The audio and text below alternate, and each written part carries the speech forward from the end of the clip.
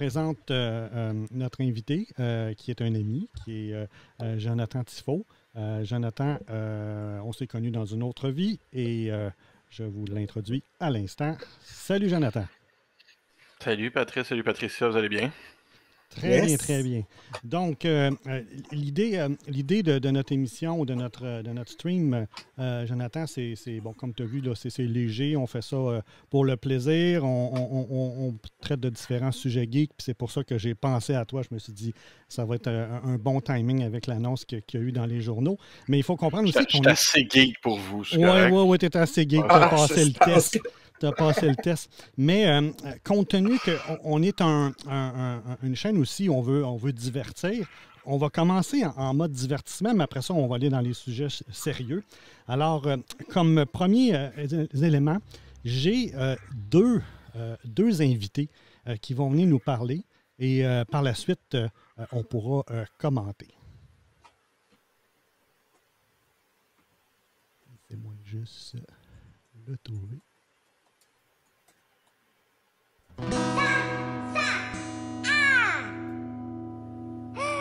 Happy birthday to you. Happy birthday to you. Happy birthday, dear.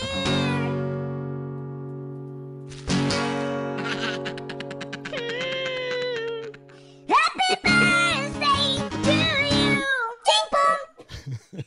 Donc, bonne fête, Jonathan. Ah, c'est bon, c'est très drôle. Et bonne fête. Là, je pense que Est-ce que tu Merci. tombes dans l'autre décennie ou tu étais encore dans la décennie précédente? Ah, je suis bien installé dans le milieu de la décennie. La troisième décennie, oui. J'ai 36 ans aujourd'hui. Bon, mais bonne fête. C'est pour ça que sur Facebook, j'ai été silencieux. Je me suis dit, on va faire ça en grand, puis ça va être agréable. Donc, surprise. et l'autre chose, il faut comprendre que je connaissais déjà Jonathan dans une autre vie, et pour vous le prouver, je vais poser quelques questions à Jonathan et vous allez voir là, que je le connais vraiment. Alors, Jonathan, Qu'est-ce que tu vas me sortir? je vais te donner une série de 4 chiffres et tu vas me dire à quoi que ça correspond.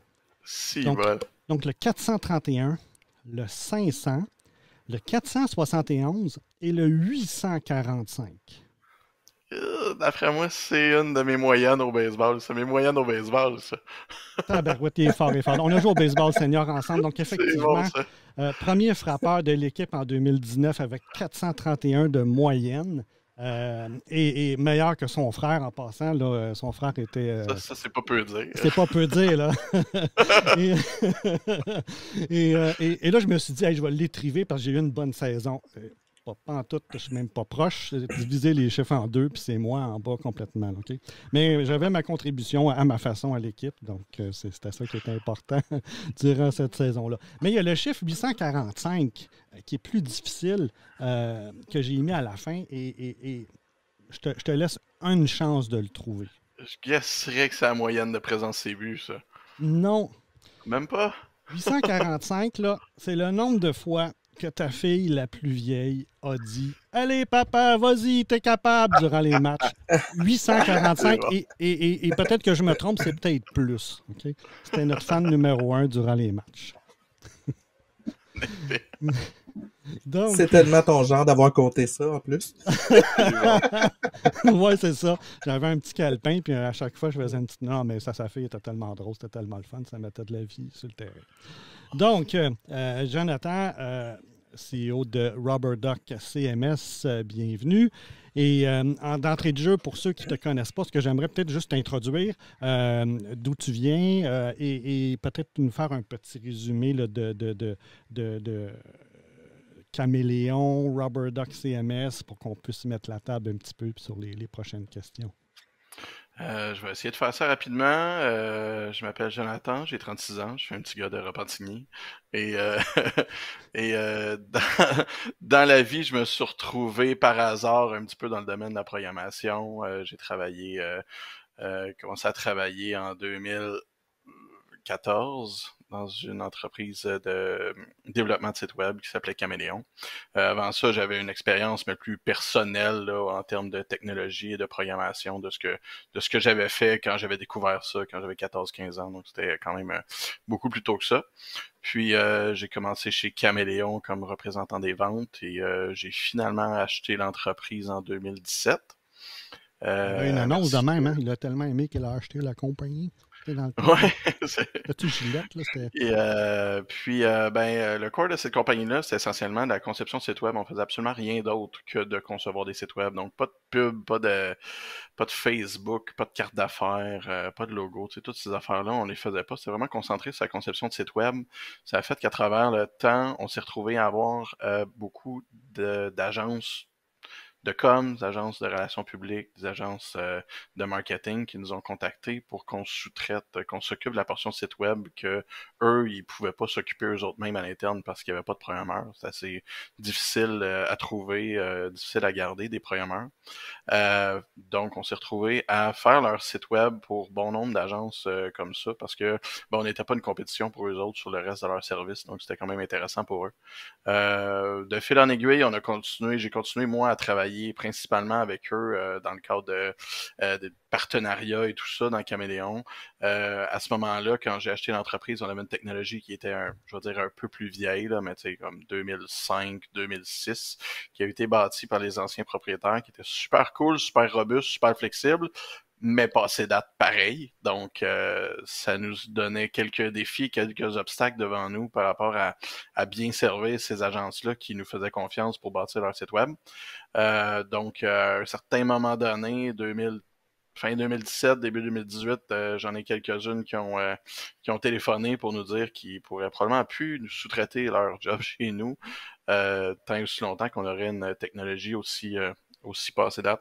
Fait que on s'est mis au travail à partir de ce moment-là, essayer de trouver sur quelle technologie on passerait. Quand on parle de technologie de création de site web, on parle de CMS, Content Management System, pour ceux qui ne savent pas de quoi il s'agit. Puis dans ce contexte-là, oui. Petite analogie pour les gens qui ne connaissent pas trop. CMS, c'est beaucoup plus gros que ce que je vais dire, mais pour vous donner une petite idée, WordPress ou ce genre de choses-là. Mais évidemment, on parle d'une autre catégorie dans ton cas, là, mais on parle de la possibilité de rajouter des sections, des blocs dans un site web, le faire soi-même ou à peu près. Là, Patricia, le mot qu'il ne fallait pas dire, c'est WordPress. Parce que quand tu dis ça, non, ben WordPress, Jonathan, il se change en Hulk. Là. Ben, WordPress, c'est à peu près la version de notre président de la chose. Oh. J'ai pas le droit d'en parler. Moi, je peux pas parler de ce mot-là que tu as dit. Comme dans Harry Potter. Bon, vas-y. C'est ça. Exact. Fait que, c'est ça. On se retrouve à essayer de trouver c'est quoi la nouvelle technologie qu'on va utiliser pour ça. On en parle à nos agences. On a sorti justement WordPress et ce qu'ils nous ont dit à l'unanimité, c'est non, faut pas faire vos sites web chez vous si tu utilises WordPress. WordPress, ça a beau être le plus utilisé au monde, mais c'est un mal nécessaire dans l'industrie. C'est pas asseoir plein de trous.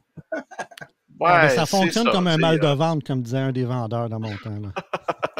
Mais c'est un secret de Polichinelle comme quoi WordPress, tout le monde le déteste, tout le monde l'utilise, mais tout le monde le déteste. Ouais. Les agences, s'ils pouvaient s'en passer, ils s'en passeraient.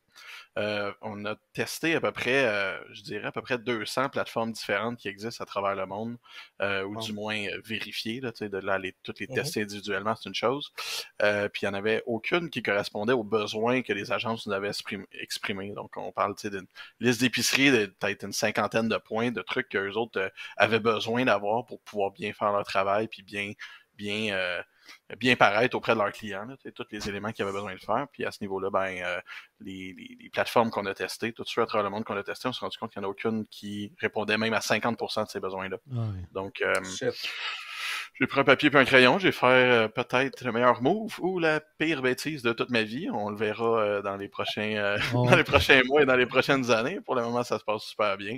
Donc, papier et crayon, puis on a tout simplement dessiné ce que les agences, très précisément ce que les agences avaient besoin pour bien faire leur travail.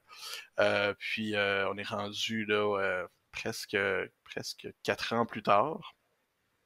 On a passé à travers plusieurs stades là, de alpha, bêta, à MVP, à on se lance, on prend une pause parce que ça va trop gros, Trop trop vite, vite. Ouais, puis ouais. on Ouais, est dur. gérer la Vraiment croissance étape de par tout ça. étape, là, exactement. Faire ça de façon intelligente. Puis là, ben là, on termine cette semaine. Là. Cette semaine, on vient de closer la première ronde de financement pour pouvoir nous permettre justement de passer à l'étape suivante, là, dans le cas nous, qui va être de sortir du Québec, là, aller à l'international et pousser vraiment à ce niveau-là. Là. Donc C'est là, là c'est qu'on deux en est. compagnies, hein, c'est ça? Tu as Caméléon puis tu as Rubber Duck qui sont comme deux entités, c'est ça? Ouais, exactement. Caméléon, au départ, évidemment, c'est une agence web. On a continué avec Caméléon pendant la plus grosse portion de ce processus-là.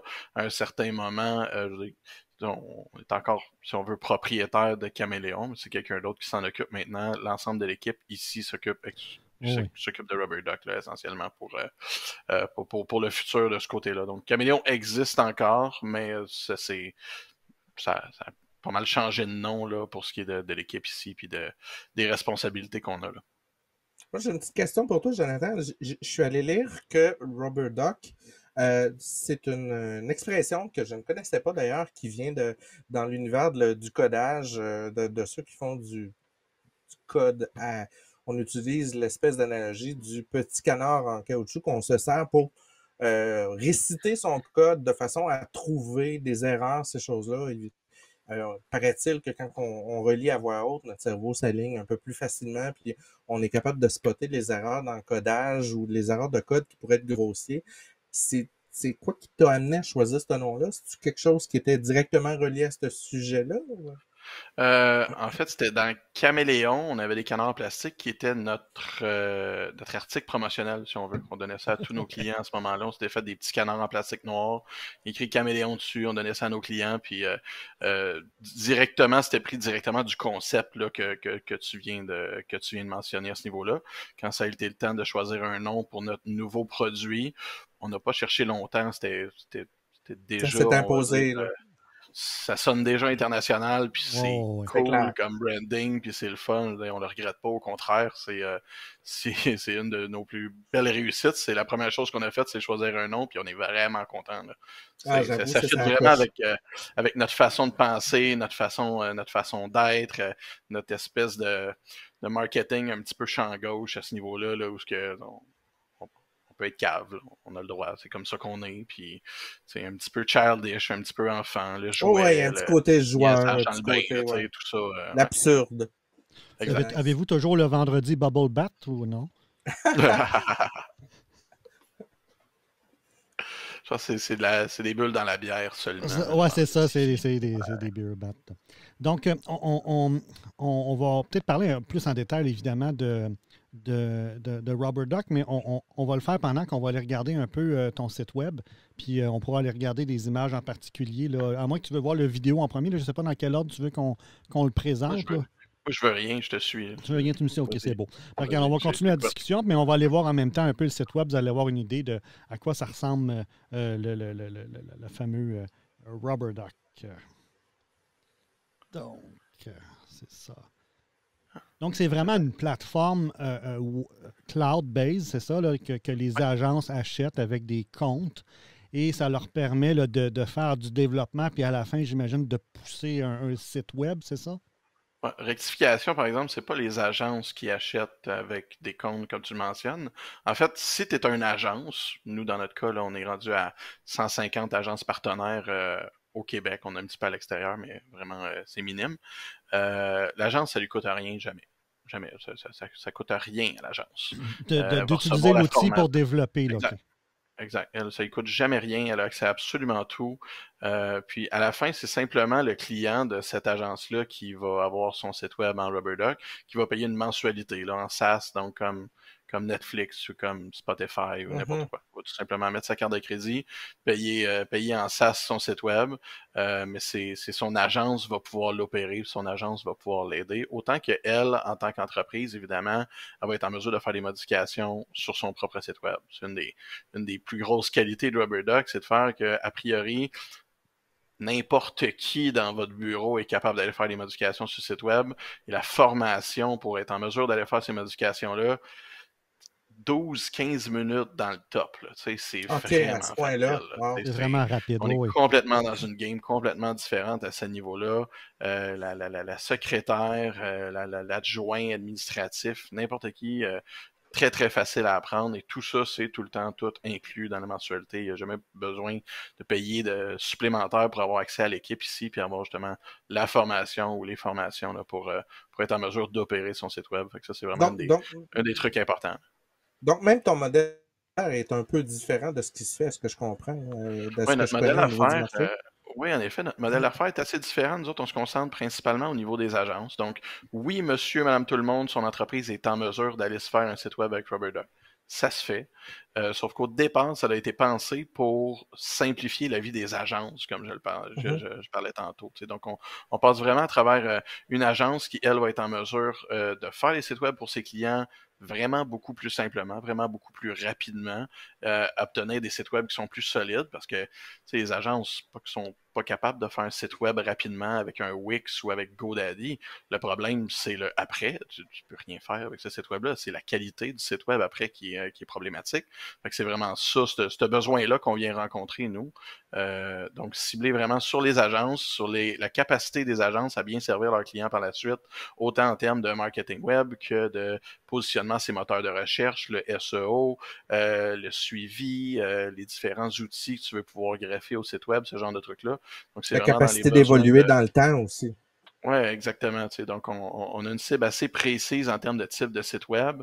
Mais de l'autre côté, ça fait que pour une agence, plus de casse-tête, plus de problèmes, plus besoin de se demander bon, pas besoin d'avoir de programmeur à l'interne, évidemment, Ben oui, mais ben oui. aussi plus besoin de se faire crier après par un client parce que le serveur est down alors que ça n'a rien à voir avec l'agence.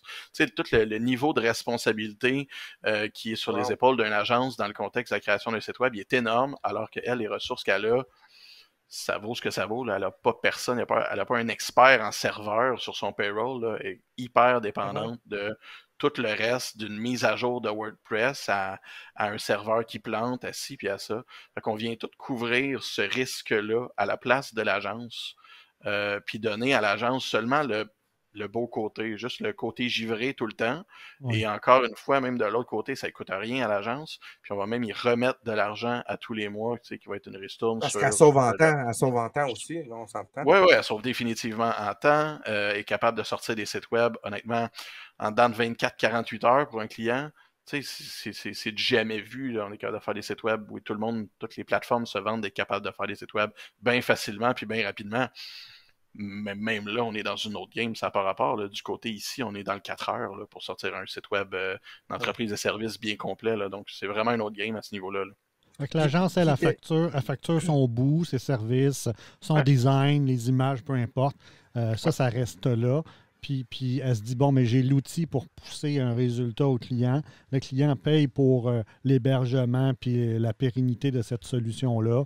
Vous gérez les mises à jour, les nouvelles fonctionnalités et éventuellement, le client peut, à la limite, prendre contrôle du site web, c'est ça? Oui, exactement. Lui, il a ses accès pour être en mesure de faire des modifications lui-même sur le site web. C'est super facile.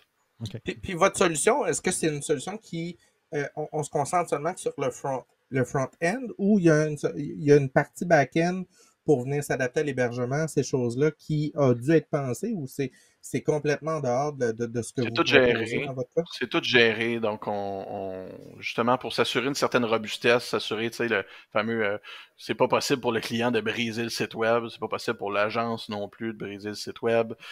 Tout ce qui est hébergement, tout ce qui est sécurité est tout géré de notre côté. Tout ce qui est risque, tout ce qui est danger, tout ce qui est problématique potentielle, on le garde tout de notre côté. Fait que Wow. ça fait une plateforme qui, à certains aspects, va être un petit peu plus rigide, donc un petit peu moins flexible par rapport à ce qu'on peut faire avec.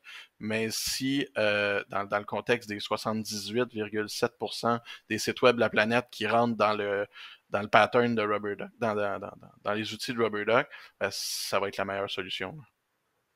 OK. Puis, présentement, là, votre clientèle, elle est principalement quoi, au Québec? C'est une clientèle locale Ouais, que vous avez? je pense qu'on a une ou deux agences aux États-Unis, on a 2 ou 3 en Europe qui commencent à être actives de ce côté-là. Mais on a travaillé seulement le Québec là, au courant de la dernière année et demie. Après avoir été chercher les 150 agences partenaires, on a pris un petit peu une pause en termes de publicité puis de marketing, tout ce qui touche à ça, parce qu'on avait des améliorations à faire. On avait une V2 à aller faire d'après justement les commentaires de ce groupe-là. Ouais. On a travaillé 1 an avec eux autres, on a pris leurs commentaires, on a amélioré l'outil en fonction, encore une fois, de c'est quoi qu'il y avait besoin pour pousser ça vraiment au maximum. Puis on vient de sortir cette version-là là, à la mi-août, qui nous permet là, d'avoir une version beaucoup plus visuelle de ce qu'on est en train de bâtir, beaucoup plus rapide encore de construire des sites web, même si tu sais, on a encore des améliorations peut-être à faire de ce côté-là, mais tu sais, grosso modo, le plus gros du travail est fait de ce côté-là. Là. C'est vraiment une belle interface. Puis, Ouais, le on squelette continue est d'apporter des là. améliorations. Ouais, exactement. Le- Le gros du travail est fait. Les prochaines étapes vont être à d'autres niveaux, tu sais, plus au niveau de la gestion des serveurs puis de l'automatisation pour pouvoir scaler puis être capable de faire 1000 nouveaux sites web par jour si on veut, là, comme les gros joueurs dans le fond. Là. Votre équipe ressemble à quoi? Vous êtes combien? On est à peu près une vingtaine, moitié programmeur, moitié designer, équipe de soutien, service à clientèle, puis moi là qui fait le ménage, puis des fois je prépare la bouffe. Quand on passe est le balai, propriétaire, on comme fait ça, tout. là. Puis là, Ouais, vous êtes situé à Mascouche. Vous étiez à Lachenay avant, puis là, maintenant, vous avez aménagé à Mascouche en 2019, je crois. Là. Ouais, C'est ça. exactement. Ça fait 3 ans qu'on est déménagé ici, là, donc même avant de changer pour Rubber Duck, là, Caméléon était déjà installé ici, puis on a transformé un peu les bureaux, décorés avec un petit peu plus de canards en plastique partout. Des super beaux bureaux. C'était des architectes qui avaient ça avant ou des ingénieurs là, Ouais, exactement. C'est C'est ça. des architectes qui ont ça avant. qui avaient ça. Fait que c'est vraiment des beaux bureaux. Là. C'est vraiment bien. Là. Ouais, Puis, ça fait partie de ce qui est cool de travailler ici. Là. effectivement. Puis c'est quoi les défis de partir, de développer un logiciel comme ça puis de le commercialiser, soit au niveau ressources humaines, soit au niveau ressources financières ou même contact là, pour être capable de bâtir ça? Si on commence dans l'ordre de ressources humaines, le défi, c'est que tes employés n'ont pas signé pour ça. Tes employés ont signé pour travailler dans une agence puis faire des projets différents toutes les semaines parce qu'on a des clients, on vendait 50, 60, même jusqu'à 80 sites web par année, donc ils travaillaient sur des designs, des trucs différents, tout le temps des nouveaux défis. Et là, on vient de leur annoncer que, ouais, à partir de maintenant, on va tout le temps travailler sur la même chose.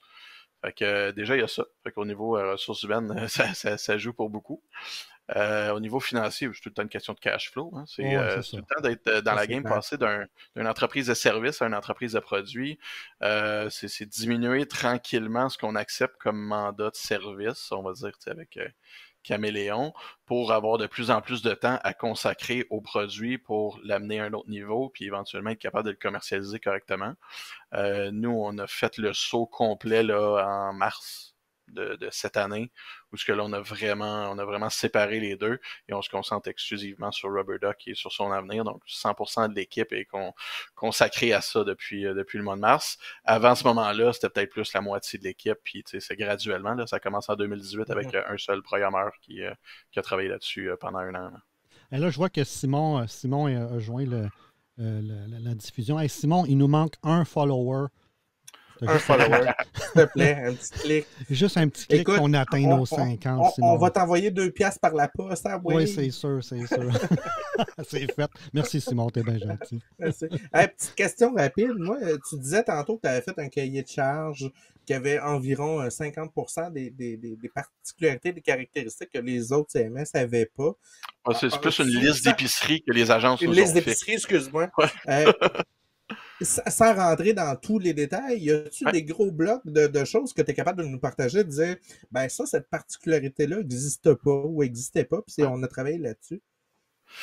Au niveau des agences, ce qui nous a été demandé le plus, la première, c'était être capable de gérer tous les sites web de l'agence au même endroit. Tu sais, j'ai 20 clients, 20 user password et tout le Ah, c'est tralala l'enfer, sur c'est 20 l'enfer. plateformes différentes, l'enfer à gérer. Fait que ça, c'est quelque chose qui n'existe pas, tout simplement, dans la plupart des plateformes. Et bien évidemment, WordPress étant le plus gros, le plus utilisé. Fait Ouais. que c'est sûr qu'il y avait ça. Le plus gros point, et non le moindre, c'est les plugins. Les plugins, les mises à jour de plugins, Mhm. les paiements de plugins, les mises à jour du thème avec les plugins, les problèmes de compatibilité et de sécurité des Ouais. plugins. Donc, c'est tout ce qui touche justement ces extensions-là qui permettent, oui, de faire à peu près n'importe quoi dans WordPress, mais le danger qui vient avec. Fait que ça, c'était de loin le plus gros qu'il fallait se débarrasser.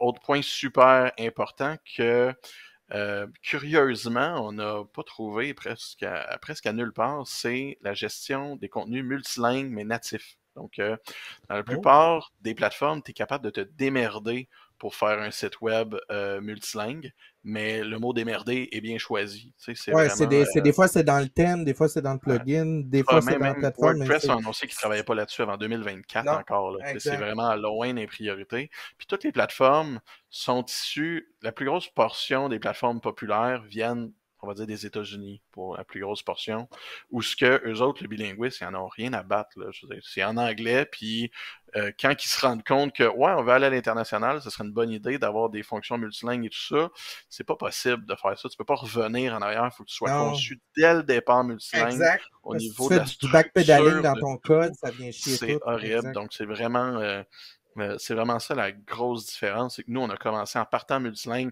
parce qu'on est au Québec. Parce que Ouais. pour nous, c'était logique. C'est ça qui nous était demandé. C'est vraiment des trucs importants qui étaient, qui étaient là. Euh, Sinon, c'est plus des petites choses, là, une tarification plus simple là, par rapport à certaines plateformes, parce que c'est super compliqué. Il y en a à peu près de toutes sortes. Là. Des fonctions d'optimisation pour le SEO qui t'as pas besoin d'avoir 10 ou 15 plugins pour pouvoir améliorer le positionnement, ces moteurs de recherche de ton site web, optimiser ton site web et tout ça. Nous autres, toutes les fonctions nécessaires, possibles, imaginables, on les a mis directement dedans, pas besoin de plugin, ça fait partie du core, donc c'est vraiment pensé en fonction de, tout est passé en fonction de positionnement de ces moteurs de recherche. Ce qu'on veut, c'est que l'agence, ça passe pour un champion, là. Elle fasse un site web à son client, puis ce soit tout le temps, ce soit tout le temps incroyable comme résultat à partir de là. Fait que, ouais, beaucoup de ça. Puis vous hébergez ça quoi sur Amazon, sur un hébergeur Ouais, québécois ou. ouais, Amazon, là, c'est une petite PME aux États-Unis, Ben là. oui, c'est ça. Ils Là. ont une coupe de serveurs, on s'est dit, Ouais, ouais, ah, je sais pas de quoi Oh. tu on va y aller parles. avec eux Donc vous autres. êtes sur AWS, puis vous utilisé l'infrastructure qui vous Notre offre. choix s'est arrêté sur AWS. La raison première, c'est par rapport à leur... c'est ceux qui sont les plus avancés en termes d'utilisation de serveurs, énergie renouvelable, tout ce qui est Ouais. éco-énergétique et tout ce qui touche de ce côté-là. Ceux-là sont les plus avancés et qui ont dans le futur les investissements les plus importants qui vont dans cette direction-là. Puis c'est une direction, nous autres, qu'on va aborder aussi dans les prochains mois. Donc ça, ce sera pour OK, des fait annonces qu'il y a futures. il y a un aspect écologique là, qui est important dans la situation selon votre vision. Là. Oui, exactement. C'est là qu'on va s'en aller avec le produit dans le futur. On fera des annonces probablement avant Noël par rapport à ça, là, tout cet aspect-là. Fait que j'imagine que vous allez J'ai une avoir autre un toit question. vert avec un trou de golf, c'est ça, là? Ça fait partie Ça du ressemble plan, à oui. ça. J'ai une autre question qui me vient en tête. Tu sais, quand tu développes une affaire du genre qui n'existe pas, tu sais, on a toujours la possibilité soit d'aller chercher un paquet de bouts de code puis de les réunir, puis après ça de faire une implémentation puis d'arriver à toutes les ajuster. Avez-vous passé plutôt par là ou vous avez fait non, nous autres, on y va à zéro, on repart à zéro, on part Ah non, on est direct fous de feuille même, on est blanche? parti de zéro. Ah, wow. On est, OK. on est parti de zéro, on est des malades mentaux. Wow, OK. OK. Mais c'est parce que toutes les autres bases ont le même problème, c'est-à-dire la situation du multilingue. Il fallait qu'on crée notre base pour pouvoir adresser ça dès le départ puis que ce soit fonctionnel. Puis malgré qu'on ait même commencé avec cette structure-là, ça reste encore des défis maintenant quand même, parce que tous les éléments, c'est assez fou, tous les éléments qui doivent être pensés pour être en mesure de vraiment donner une expérience multilingue, facile et le fun. C'est vraiment énorme. Puis même là, on se rend compte que si on l'avait oublié, au moins on a la structure qui est en place pour le backer, mais si t'as pas ça, c'est une catastrophe. Là, les autres qui vont s'embarquer là-dedans, c'est juste bonne Non, non. chance. Ça. Oh non, je fais partie d'une grosse compagnie, puis ils sont en train d'essayer de franciser certains logiciels, et c'est comme tu dis une catastrophe. Là. Souvent, le format d'encryption de l'écriture n'a pas été pensé au départ, puis là, tu changes de UTF pour une autre affaire, puis ça vient C'est chier ça, tout ton c'est site ça. web, tes boutons, tout ce qui n'a pas été pensé à tous les niveaux, c'est un pain in the ass. Puis j'imagine Ouais. que ça va vous ouvrir le marché européen parce que là, une fois que tu es multilingue, là, après ça, c'est juste des ressources humaines pour traduire et d'être capable de gérer l'environnement. Là. En effet, pour cet élément-là, c'est sûr que les États-Unis, c'est pas notre marché premier, mais au niveau de l'Europe, ils ont rien en ce moment. Là. C'est C'est vraiment ça. les prochains efforts qu'on va mettre, ça va être d'aller rentrer là-bas. Ils ont vraiment un besoin à ce niveau-là, parce que ils ont bien plus que juste l'anglais, français à gérer, eux autres, là, Oh oui, pour tout ce qui est des entreprises qui sont moindrement limitrophes avec d'autres pays autour. Là, c'est un très bon potentiel pour nous autres de ce côté-là.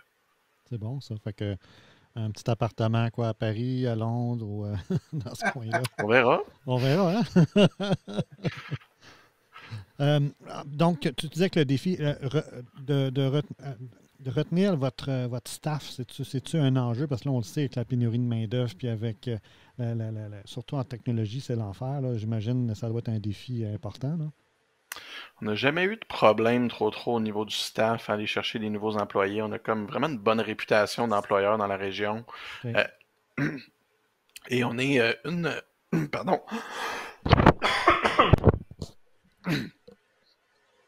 On est une des rares. Prends-toi un petit verre d'eau s'il faut. Là. On va t'attendre, il n'y a pas de Ben problème. oui, hein. On n'est pas à Radio-Canada. Là. On va partir à la pause publicitaire. Ouais. On est une des rares entreprises dans la région à accepter des stagiaires puis à continuer de prendre des stagiaires malgré la COVID, malgré tout Ouais. ça. Donc on a continué nous autres à avoir des stagiaires puis ils aiment ça envoyer leurs étudiants chez nous parce qu'on a vraiment un bon stage puis on s'en occupe bien tout ça. Fait que à travers le temps, on s'est fait un bassin d'écoles qui nous envoie leurs meilleurs éléments. Puis Ouais. dans ce contexte-là, on n'a pas trop de misère. La game est différente, là, c'est sûr. L'augmentation des salaires, la pénurie et Ouais. tout ça, ça joue. Là, mais pour le moment, on s'en sort bien. Là. On n'en fait pas les frais encore. Là. Mais c'est sûr qu'en étant, je dirais, en quasiment en deuxième couronne, là, on est plus loin là, que l'île de Montréal. Ça vous permet, d'avoir des gens qui habitent plus proches, moins de transport, puis des coûts de loyer qui doivent être un peu moins élevés là, que ce que ça va coûter au centre-ville ou ailleurs là, pour travailler dans Tout le à même fait. Puis on domaine. a des plus beaux bureaux qu'au centre-ville, puis on est Eh mieux oui. installé qu'au centre-ville. Ouais. Fait que, on est bien de ce Ta- côté-là. Tantôt, tu as parlé qu'il fallait que tu gères un peu ta gestion de changement parce que tu es passé des employés qui travaillaient sur plusieurs projets, des projets différents souvent, donc il y avait une variété qui venait, puis que là, soudainement, on était concentré sur un projet, une version de l'affaire.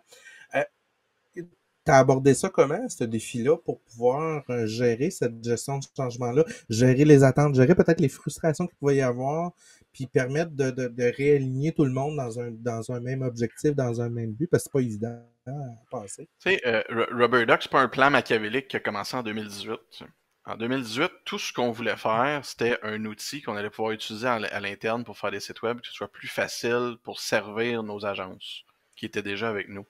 Donc, tout ça, ça s'est fait tellement graduellement à travers les années que, tu sais, il n'y a pas de choc qui est survenu à un moment, puis comme, hey, ouais, on vous annonce que finalement, on commence à travailler tout sur Rubber Duck, puis le reste, on le laisse tomber. Donc, c'est plus, ça s'est fait très graduellement à ce niveau-là, puis, tu sais, il n'y a pas eu de surprise à un certain moment, là. Ça a été un employé qui commence à travailler dessus, on est deux dessus, éventuellement, ils ont été quatre dessus, éventuellement, ça a été à moitié du bureau dessus, tout le monde savait très bien où ce que ça s'enlignait. Ceux qui avaient à quitter, ils ont quitté, on a engagé, les gens qu'il fallait pour pouvoir combler ça, puis ça s'est bien passé de ce côté-là, là. Ceux qui restent dans le bateau aujourd'hui sont contents d'être là, puis tout le monde est heureux de la tournure des événements en ce moment. Nice. Puis votre clientèle, bon, c'est quoi la grosseur des agences moyennes là, qui font affaire avec vous? C'est-tu de la petite, de la moyenne, de la grosse? Ou? Évidemment, on en a de tous les genres, mais ça va avec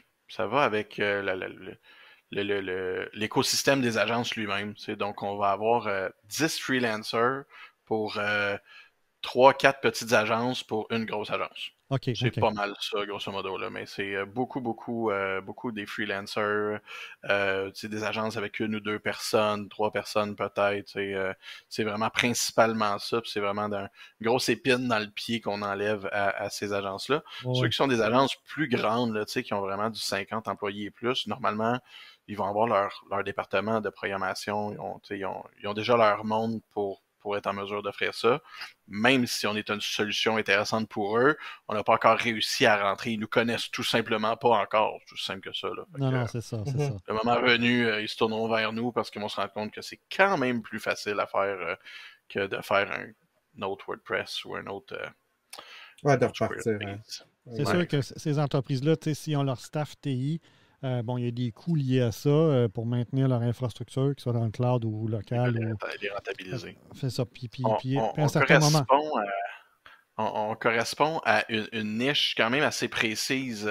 On peut pas faire n'importe quel site web avec Rubber Duck, en tout cas pas au stade où ce qu'on est en ce Non, moment. non, c'est ça, là. Donc, pas d'e-commerce, pas de transactionnel pour le moment. On a mis ça de côté pour tout de suite. Puis, on se concentre principalement sur ces entreprises de services qui ont des sites web vitrines à faire. Dans ce contexte-là, ben, ça Ok. représente, ça représente presque 80% des sites web sur la planète, ce que je viens de mentionner là, des C'est sites web ça, de Ouais, c'est tout à ça. services fait. avec des entreprises vitrines. Fait que c'est un gros marché, mais tu sais, c'est assez niche dans le contexte des agences. Euh, Puis dans ce contexte précis-là, on a la meilleure solution au monde en ce moment. Je ne suis même pas gêné de le dire. Là. Vraiment cool, vraiment cool. Donc, l'investissement a pour but de vous aider bon, à continuer à développer. Là. Il y a de la recherche-développement qui se fait. J'imagine aussi d'être capable de cibler des marchés à l'extérieur du Québec, qui va être probablement la prochaine étape, c'est ça? Ouais, exactement. Fait que oui, recherche et développement, rétention d'employés, tu sais, s'assurer que l'équipe est heureuse puis qu'elle est payée à sa juste valeur. Puis Oui, de l'autre côté, ben, c'est 100% pour déployer à l'extérieur du Québec puis à l'extérieur du Canada, aller chercher des nouveaux marchés de ce côté-là. vraiment cool. Tu sais, sans nous dévoiler un futur plan d'affaires, s'il y avait des grosses marches ou des prochains défis qui t'attendent pour les 2, 3, 4 prochaines années, tu vises où? C'est quoi? C'est quoi l'objectif de Roberta? Ben, c'est sûr que on est dans le début d'une histoire David contre Goliath, là, tu sais, on est underdog, on a un immense marché devant nous, beaucoup de concurrents évidemment, des très gros joueurs, très dominants. Fait qu'on est super conscient de ça. Nous, notre game, c'est vraiment de se spécialiser dans un créneau très particulier, comme j'ai mentionné tantôt, donc les agences qui ont des sites web pour des entreprises de services, des sites web vitrines à faire. Fait qu'on va se concentrer là-dessus.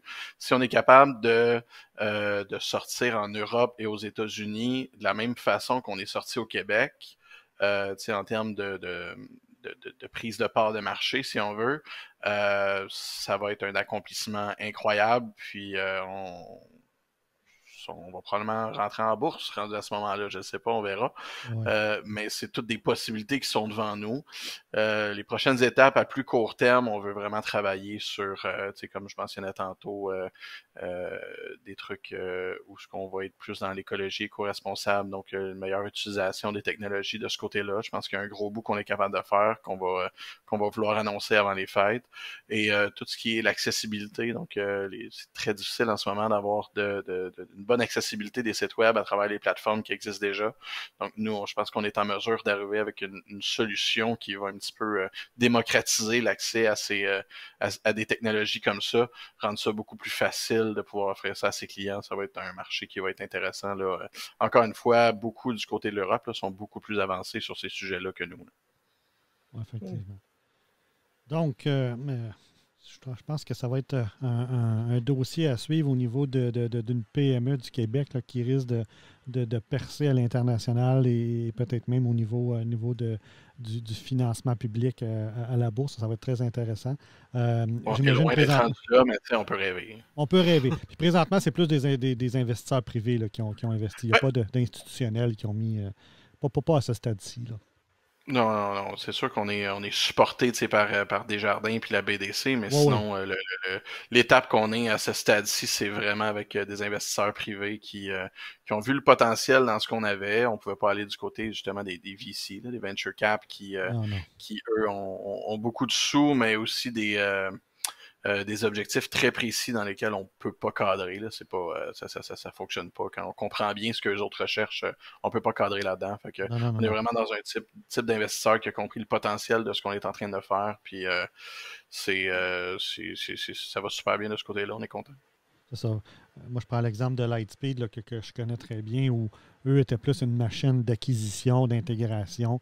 Ucash servait surtout à faire de la croissance avec des concurrents ou des compagnies complémentaires qui allaient acheter, mais ça, c'était une stratégie complètement différente que de dire on développe puis on commence à faire du développement organique là, par l'interne. Ouais, on est plus dans une stratégie comme Snipcart au Québec, là, qui est sorti l'année passée. Là. C'est plus dans le type de Snipcart là, qu'on va se positionner dans le futur avec une niche très très précise, puis un produit qui est vraiment très très très solide par rapport à cette niche-là là, pour éventuellement couvrir plus large au niveau géographique. Là, peut-être une plus petite part de marché partout, mais une fois qu'elle est étendue à la grandeur de l'Europe et de l'Amérique du Nord, c'est quand même solide. Là. Vraiment cool. Patricia, as-tu d'autres questions? Non, moi, ça fait le tour. Je suis impressionné. Je trouve ça. Ah, c'est vraiment un beau. Une belle compagnie, une belle fierté québécoise. Wow. Merci, c'est gentil. Merci beaucoup, Jonathan. Tu es notre premier invité. J'avais dit à Patricia, on va avoir des invités. On va commencer à faire du rodage pour être capable d'animer, puis après ça, avoir des invités. Fait que tu as eu l'honneur d'être le premier et non le moindre. Et je te remercie beaucoup d'avoir accepté l'invitation. Yes. C'est très apprécié. Et nous, on va par la suite enchaîner avec nos autres sujets. On va continuer à parler dans le domaine de la mise en marché de solutions. Mais je te remercie beaucoup. Puis je vous souhaite tout le succès que vous méritez, toi et ton équipe. Merci beaucoup de m'avoir reçu. À la prochaine. Salut bien. Bye. Bye, Jonathan. Salut.